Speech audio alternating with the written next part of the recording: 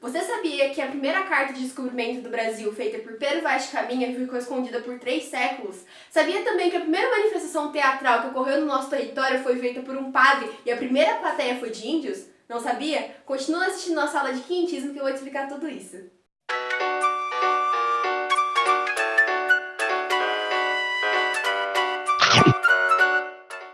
Bom, gente, antes de eu começar a explicação do nosso vídeo, que vai ser quinhentismo, eu vim dar uma notícia pra vocês muito legal. Eu tenho 2 novidades pra contar. A primeira novidade é que eu vou começar uma série de vídeos chamado Literatura para o Enem em 3 meses, ou Literatura em 3 meses para o Enem. Não decidi. Táxi, Carrara, táxi. Enfim, esse vai ser uma série de vídeos de todos os assuntos de literatura até o Enem. O Enem vai acontecer nos dias 3 e 10 de novembro. E nesses vídeos vão ser 2 dias por semana. Na segunda-feira vai ser o vídeo do conteúdo, eu explicando o conteúdo, explicando a matéria, explicando a parte da teoria. E o outro vídeo vai ser na sexta-feira, que eu vou resolver 5 questões do conteúdo que eu tenho ensinado na segunda. Por quê? O conteúdo da sexta-feira ele vai servir como uma revisão daquilo que você viu na segunda. E todo o conteúdo de literatura, toda a escola literária, ela tem uma ligação com o anterior. Então vai ser como uma forma de você revisar para que na próxima segunda-feira você já tenha aquele assunto um pouco mais aquecido na sua mente para você conseguir entender tudo de uma maneira mais unida, mais ligada. O vídeo de sexta-feira ele não é obrigatório de ser visto, ele não vai mudar a teoria, mas é um vídeo bônus. Então toda segunda-feira eu vou apresentar uma escola literária diferente para vocês e explicar todo o conteúdo da parte da literatura pro Enem em 3 meses. A segunda novidade é que agora, além do mapa mental, que é produzido durante a videoaula, aqui embaixo está disponibilizado um material de apoio, que ele vai ser usado durante as aulas. Então, vai ter excertos, vão ter poemas, assim, dependendo da escola literária.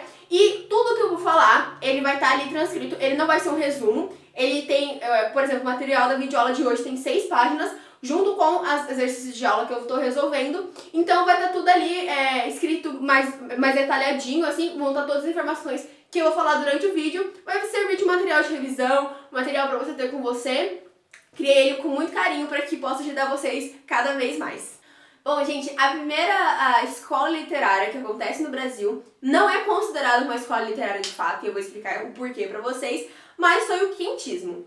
Só que nós, estudantes do ensino médio, a gente estuda literatura que aconteceu em Portugal, mais especificamente em Portugal, né, mas que abrange toda a Europa, e em paralelo com a do Brasil. Só que a literatura da Europa começou lá na Idade Média com o trovadorismo. E a literatura do Brasil começou depois de ser descoberto com o quinhentismo. Só que, como eu disse antes, o quinhentismo ele não é considerado uma escola literária de fato. É um período literário, mas as produções que foram feitas aqui durante esse período, ali desde de 1500, do descobrimento do Brasil, até mais ou menos a independência, 1800, eram literaturas que elas eram, depois do quinhentismo, passaram a ser produzidas por pessoas que moravam no Brasil, mas que elas ainda não tinham uma identidade nacional do nosso território. Então eram importações de características lá da Europa, das tendências europeias, então não tinha uma identidade brasileira. Só depois da independência que as características do Brasil começaram a estar ali presentes nas produções que aconteciam dentro do nosso território.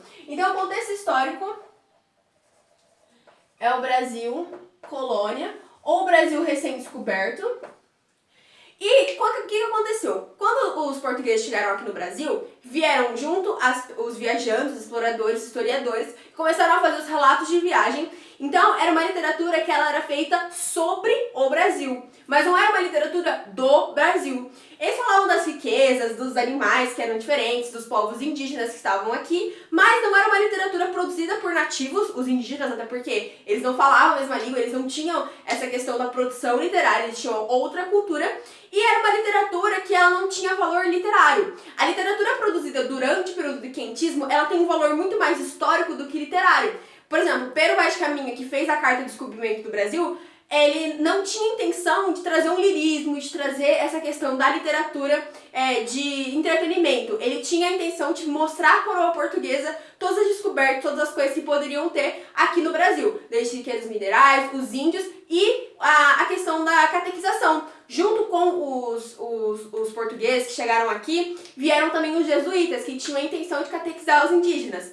Tanto por uma questão de expansão o Portugal tinha interesse de ser o pioneiro na expansão cristã dentro do mundo, e também a partir de 1517, quando aconteceu a Reforma Protestante, esse interesse foi maior, porque a Igreja Católica começou a perder muitos fiéis, e eles viram nos países que eram descobertos, as colônias de exploração deles, uma forma de conseguir trazer mais fiéis para dentro da igreja. Bom, tendo todo esse contexto histórico em vista, nós vamos falar agora da temática do quinhentismo, quais eram os temas centrais das produções desse período. A primeira coisa que nós podemos citar é o choque cultural. Por quê? Vieram para cá portugueses, veio para cá um povo europeu que estava ali colonizando várias regiões, estava tomando posse de várias terras, e eles chegam aqui com aquele ar todo de nariz empinado, todo superior, e se depara com os índios. Então essas questões das convenções sociais, por exemplo, o capitão, o Pero Vaz de Caminha narra, e quando o capitão desceu, os índios não estavam nem aí pro capitão, não fizeram reverência ao capitão. E isso era uma coisa que foi estranho para eles, porque eles estavam acostumados, eles foram ensinados desde cedo a fazer reverência às pessoas de alto nível, só que os índios nem sabiam o que eles eram. Eles estavam todos vestidos enquanto os índios andavam pelados. E também existia a temática. Enquanto o Pero Vaz de Caminha ele escreve a primeira carta, que foi entregue à coroa portuguesa, ele narra as questões das coisas boas que teriam dentro da terra. Então, o interesse mercantil. O interesse mercantil também é muito presente dentro dessas produções. Não o interesse mercantil, mas a narração de fatos que a gente entende, fica subentendido isso. Então, por exemplo, ele fala que num período, numa parte da carta, ele fala que até então ele não tinha visto ouro, não tinha visto prata, não tinha visto ferro, ou seja, não tinham visto os produtos que eram de interesse da coroa portuguesa para fazer mais riqueza ainda, essa questão da riqueza mineral. Então, o interesse mercantil, o choque cultural e também o interesse de fazer a catequese. É narrado também como eles viam os índios como sendo pessoas que precisavam de salvação, que eram almas ingênuas, que precisavam de salvação, precisavam se adequar aos parâmetros da cristandade, da Igreja Católica, que foi muito bem representado pelos jesuítas aqui no Brasil durante esse período. Bom, gente, agora nós vamos falar sobre os objetivos de Portugal. Eu meio que falei deles durante o vídeo, mas o objetivo, na verdade, principal era a exploração.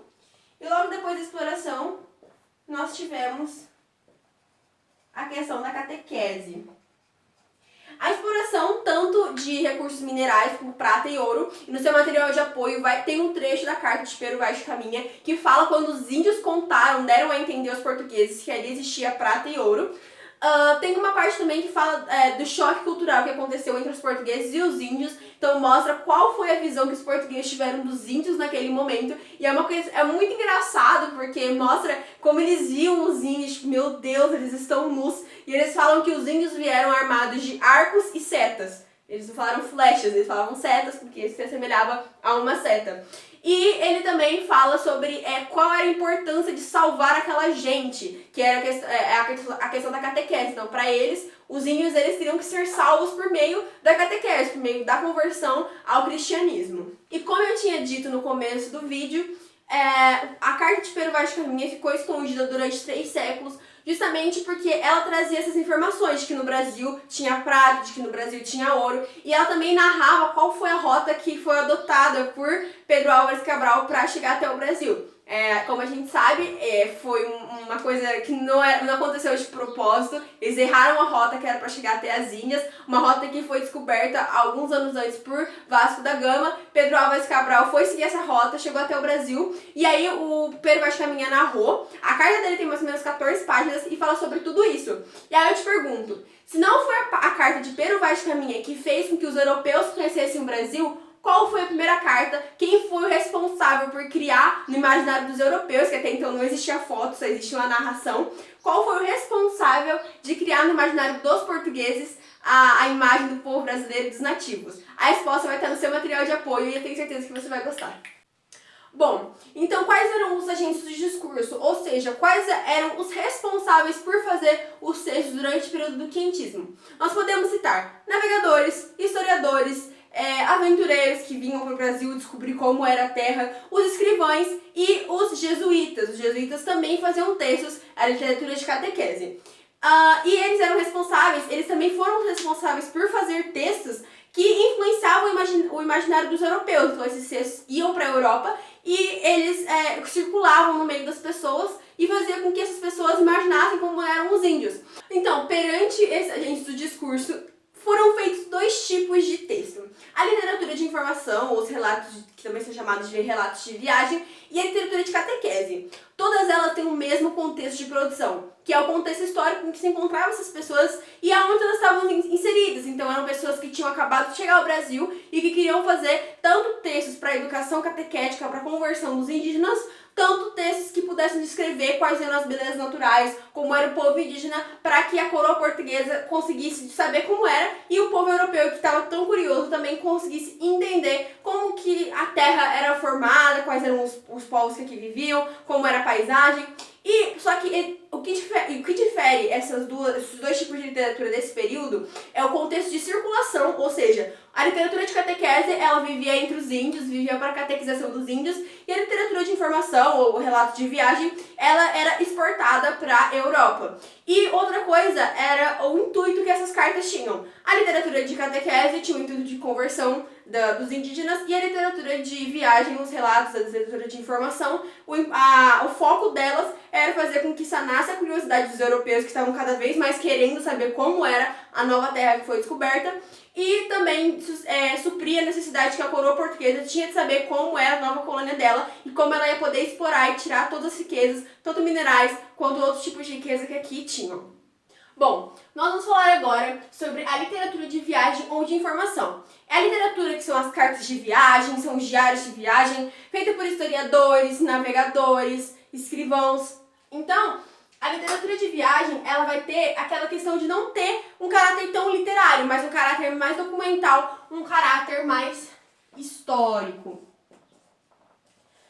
Essa literatura de viagem, ela vai apresentar um texto que ele vai ser bastante hiperbólico e superlativo. O que é isso? O texto hiperbólico é um texto que apresenta hipérbole, é uma figura de linguagem do exagero. Então, quando ele quer passar uma imagem mais exagerada para que a pessoa consiga entender, como na época não tinha fotografia, nós tínhamos que descrever para uma pessoa. Então, se ele tinha uma visão, por exemplo, que as águas que existiam no Brasil, existiam na praia do Brasil, eram muito lindas e ele quer exagerar isso para a coroa, para que ela consiga ter o mesmo sentimento que o dele, ele vai utilizar de hipérboles. Assim como ele também pode usar do superlativo, que também é o aumento das coisas. Então, essa é a praia mais linda que eu já vi, esse é o lugar mais lindo que eu já encontrei. Outra coisa, a linguagem utilizada no texto das literaturas de viagem e informação é a linguagem referencial. Se você não sabe o que é linguagem referencial, aqui nos cards eu vou estar deixando para você a videoaula que eu fiz sobre as funções da linguagem. Outra coisa que é uma característica da literatura de viagem é a comparação. Eles faziam muita comparação das coisas que aqui existiam no Brasil, que as outras pessoas nunca tinham visto na vida deles, como por exemplo a banana. Eles falavam que a banana era como se fosse um pepino com casca de figo. E eles falavam que existia um crucifixo dentro da banana. O excerto desse pedaço é de outro escritor, vai estar no seu material de apoio. Assim também como eles escreveram o clima, também fazendo uma comparação ao clima que era encontrado na Europa, que poderia ser mais palpável, né? Eles conseguiram enxergar melhor uma coisa que poderia ser comparada a outra que eles já conheciam do que algo que era totalmente diferente. E esses excertos, esses exemplos vão estar no seu material de apoio, assim também como outras informações sobre a literatura de viagem, a literatura de informação. Bom, e o último tipo de literatura que nós vamos falar sobre o quintismo é a literatura de catequese. A literatura de catequese era aquela feita com o intuito de catequizar os índios. E a literatura de catequese ela tinha que ser algo que pudesse atingir a todos, principalmente a um povo que não falava a mesma língua que você. Então a forma que eles conseguiram de fazer com que os indígenas conseguissem entender o que eles estavam passando para eles foi por meio do teatro. O teatro Existiam a literatura de catequese, existiu também a questão dos sermões, existiu também a questão dos poemas, mas esses poemas, esses sermões, eles eram encenados por meio do teatro aos índios. E esses sermões, toda essa questão que era feita da literatura de catequese, servia também aos colonos que ali estavam, então como se fosse um reavivamento da fé daqueles que já conheciam a fé e o descobrimento da questão da religiosidade da Igreja Católica aos índios. E o padre que mais fez sucesso dentro da literatura de catequese jesuíta, que mais fez sucesso, foi o padre José de Anchieta. Os teatros do padre José de Anchieta seguiam muito o modelo do Gil Vicente, que foi o modelo que aconteceu. O Gil Vicente ele foi um dramaturgo do humanismo, e o teatro do Gil Vicente eram os autos, e esses autos faziam críticas sociais muito relacionadas à religião. E por meio disso, por ser também algo muito satírico, muito humorístico, o padre José de Anchieta conseguia fazer com que tantos colonos que acabavam ali vendo os teatros, tanto os índios, que eram um verdadeiro foco ali da literatura de catequese, eles aprendessem, porque era uma coisa bem alegórica, era uma coisa que era engraçada e que era muito pedagógico. Então a palavra que define principalmente as encenações do padre José de Anchieta é a questão de ser algo pedagógico. Os índios conseguiam entender de maneira perfeita tudo aquilo que estava sendo passado. E esse padre, ele conquistou muitos indígenas, ele ficou em cativeiro numa rebelião que teve, e essa rebelião, esse cativeiro que ele ficou, ele conseguiu fazer com que todos os índios gostassem dele de certa maneira. Tanto que no velório dele, no cortejo fúnebre, mais ou menos 3.000 índios acompanharam desde a cidade de Anchieta, que recebeu o nome dele lá no Espírito Santo, até a capital, que era Vitória. Então o padre José de Anchieta é um marco da literatura de catequese dentro do quinhentismo no Brasil. E ele fazia, as peças dele, os poemas eram feitos na medida velha, como acontecia no período do trovadorismo, porque essa medida velha ela era muito mais rítmica e era muito mais fácil de ser cantada. Então ficava na cabeça das pessoas. O teatro dele também era muito legal, tanto para os índios quanto para os colonos, e isso fez com que as pessoas tivessem um carinho muito grande por ele, e a grande parte dos índios conseguiam ser catequizados. Bom, gente, todo final de material de apoio eu vou trazer para vocês uma parte chamada Enquanto Isso na Europa, que é uma contextualização do que está acontecendo na Europa em paralelo ao que está acontecendo aqui no Brasil.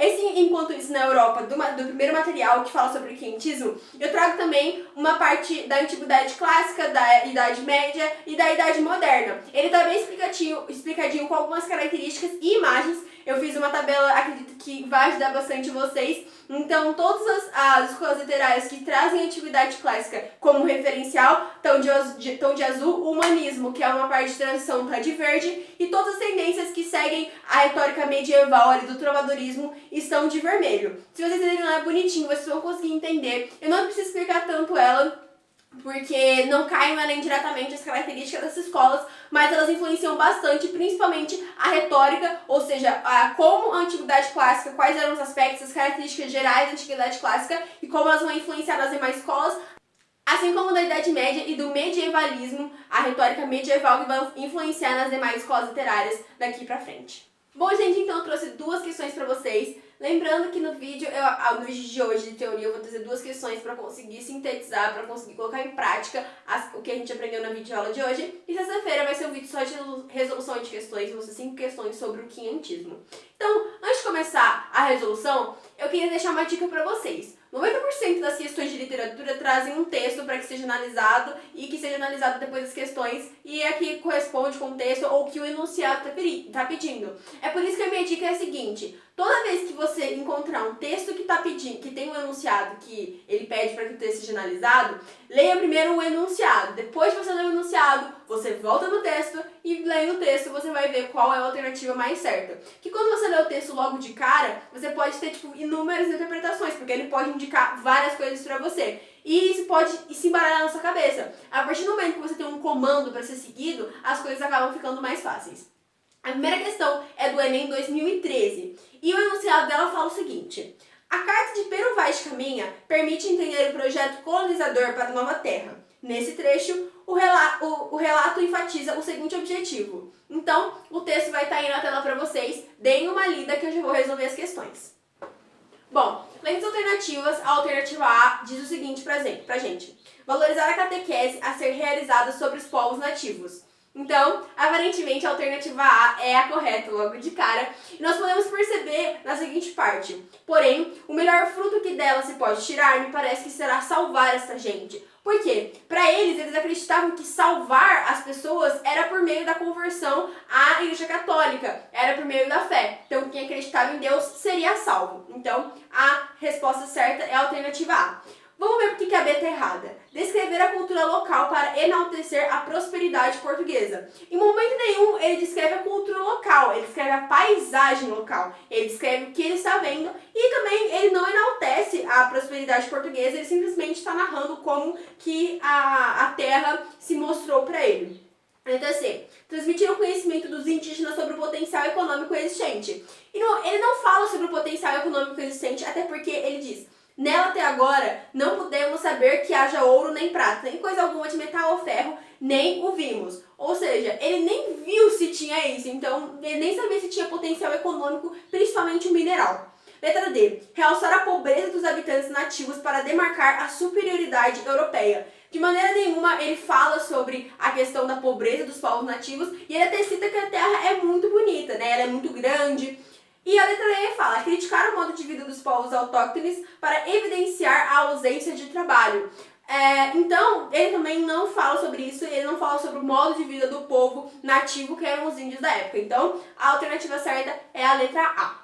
Bom, gente, a segunda questão é da Universidade Federal de Santa Maria e ela fala o seguinte: sobre a literatura produzida no primeiro século da vida colonial brasileira, é correto afirmar que a alternativa A é formada principalmente de poemas narrativos e textos dramáticos que visavam a catequese. Não era formado de poema narrativo e nem texto dramático, porque a literatura produzida no quinhentismo, no primeiro século de colonização do Brasil, não tinha um foco literário. Então a alternativa A já está descartada. Letra B. Inicia com Prosopopeia de Bento Teixeira. Prosopopeia foi um livro feito por Bento Teixeira, é um livro de poemas épicos e não tem nada a ver com quentismo. Letra C. É constituída por documentos que informam acerca da terra brasileira e pela literatura jesuítica.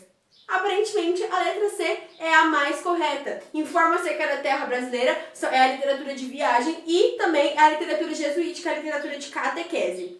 Letra D. Os textos que a constituem apresentam evidente preocupação artística e pedagógica. Pedagógica sim, porque os textos jesuíticos eles tinham sim essa preocupação pedagógica, porque eles eram feitos para ensinar os índios, mas artística de jeito nenhum. Quentismo é uma escola literária marcada justamente pelas produções literárias não serem artísticas. E letra E descreve com fidelidade e sem idealizações a terra e o homem, ao relatar as condições encontradas no Novo Mundo. Muito pelo contrário, durante os textos literários, os textos do quinhentismo, eles traziam uma idealização e uma visão de mundo daqueles que estavam produzindo. Então os índios, ou eles não tinham vergonha, ou os índios, eles eram canibais. Então cada autor trazia sua idealização e também descrevia com fidelidade, porque alguns aumentavam, alguns diminuíam. Por exemplo, as cartas do Pero Vaz de Caminha falava que as terras eram infindas, que o mar era infindo, que, enfim, ele trazia descrições que não eram fiéis, ele aumentava, tinha a questão do superlativo